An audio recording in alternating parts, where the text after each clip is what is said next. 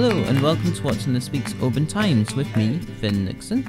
Me, Kathy Griffiths. And me, Sandy Neal. It has been another busy week for news here in Oban, Argyll and the Islands, and we have plenty of interesting stories and fantastic photographs for you in this week's Oban Times newspaper and on our website www.obantimes.co.uk. Unfortunately, just to say, our website is currently experiencing some issues, but we are hoping that these will be resolved soon. And remember that we are always happy to hear your stories and see your photographs as well. You can call us on 01631 568 000, email editor@obantimes.co.uk, or drop us a message on our Facebook, Instagram or X accounts, formerly Twitter. So, what have you been finding out about this week, Kathy?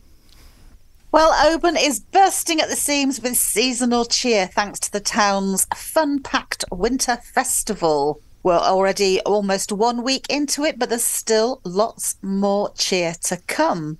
Crowds turned out for the opening parade to see 3-metre high puppet Breeze lead the way from the Corran Halls to the station square before she took up residence in the Winter Woods up at Glen Cruton. That's a great event to go to for all the family. All these wonderful installations are lit up, and there's still some tickets left for this weekend. So hurry and snap them up. You can go along to the Winter Festival's website to do that. We've got some great photos in this week as well of activities and proceedings so far. There's going to be more markets this Saturday. Go and find some bargains, and if you like a little bit of haggis and whiskey, Sandy, I'm sure that's you. Both, yes. Is Say no more. There's going to be the Haggis and Whisky Festival on at the Oban Distillery. That's this Sunday. And if you get there for 1 o'clock, there's going to be a bit of a fancy parade with the Oban High School pipe band leading from just outside this distillery into the judging room,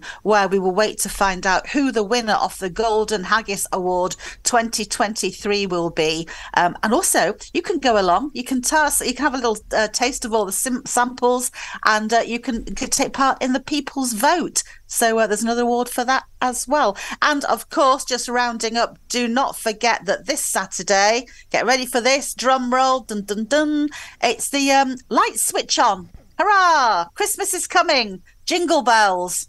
Tra-la-la. There we are. Back to you, chaps. Thank you very much, Kathy, and I look forward to seeing all of those stories in this week's newspaper. Christmas is coming early. What about you, Sandy? What have you been up to? Well, thank you very much. Well, a controversial plan to demolish and replace the historic Oban Baptist Church to make more space for a growing congregation is facing its Judgment Day this week. An investigation has concluded into an accident aboard the polar research vessel RSS David Attenborough off the coast of Mull.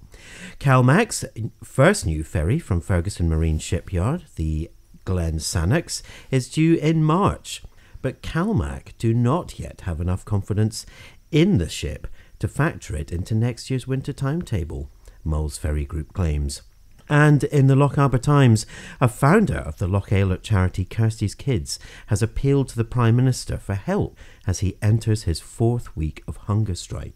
John Bryden is protesting against a 24/7 network rail yard next door, which has driven the charity to close its respite centre for sick children. And fundraisers who left an ironing board atop Ben Nevis have been told to remove it by a national charity. It is believed those responsible may have been doing extreme ironing, a craze that involves performing the usually mundane chores in challenging locations. That's some handy household tips there. Spice up your everyday life by making a cup of tea mid-skydive or gluing that broken vase while bungee jumping. Just remember to tidy up after yourself. Finn, back to you. Thank you, Sandy. And there have been celebrations over on Lismore this week as islanders gathered for the reopening of the island's only store and post office as a community ownership business.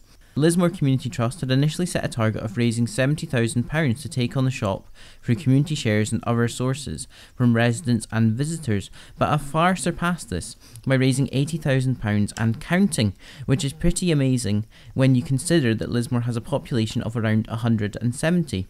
You can read about what this means for the island's only shop and Lismore residents in this week's newspaper. In other news, the Scottish Government announced earlier this week that Calmac could be directly awarded the next contract for ferry services across Scotland's west coast and the Hebrides. But what will this mean for island communities? Meanwhile, in the sport, Bob McIntyre has secured his PGA Tour card following a mixed performance at the DP World Tour Championship in Dubai. The Glencruthan golfer will be heading on a 7,500-mile flight to Brisbane to play in the Australian PGA Championship and next week's Australian Open in Sydney.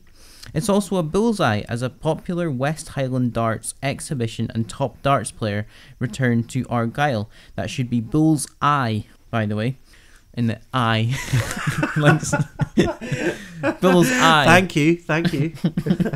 With events announced for Oban and Tobermory next May. In our weekly Shinty Roundup, we have the lowdown from the 2023 Maui National Awards and the Calmac Association Cup final. Oban Saints have marched into the fourth round of football's West of Scotland Cup with an impressive 5-2 win over AFC Christen. And North Argyll cyclist Matisse Robertson is saddling up for a French adventure after signing for a cycling team based just south of Lyon. The Barcaldine native will be travelling across the English Channel in January, and we wish him the best of luck. Don't forget you can read all these stories by picking up a newspaper in local shops and petrol stations from Thursday. We also love hearing from you, so if you have a story, please get in touch. You can call us on 01631 568 000, email editor@obantimes.co.uk or message us on one of our social media platforms. For now though, thank you for listening, and it's goodbye from me, Finn Nixon. Goodbye from me, Kathy Griffiths. And goodbye from me, Sandy Neal. Bye. Bye. Bye.